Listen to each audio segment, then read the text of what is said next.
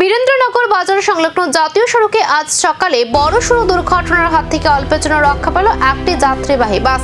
সকাল আনুমানিক 10:55 সাপ্রুম থেকে আগরতলাগামী বাসটি নিয়ন্ত্রণ হারিয়ে সড়কের পাশে দুর্ঘটনায় পড়ে যায়। ঘটনার পরপর এলাকায় চাঞ্চল্য ছড়িয়ে পড়ে। দ্রুত ঘটনাস্থলে পৌঁছায় শান্তিরবাজার অগ্নি নির্বাপক দপ্তরের কর্মীরা, যারা উদ্ধার ও পরিস্থিতি নিয়ন্ত্রণে কাজ শুরু করেন। অগ্নি নির্বাপক দপ্তরের তথ্য অনুযায়ী বাসে যাত্রী থাকলেও বড় ধরনের ক্ষয়ক্ষতি হয়নি এবং সৌভাগ্যবশত কেউ গুরুতর আহত হয়নি। অল্পের জন্য বড় দুর্ঘটনা এড়ানো সম্ভব হলেও দুর্ঘটনার প্রকৃত কারণ জানতে ইতিমধ্যে তদন্ত শুরু হয়েছে।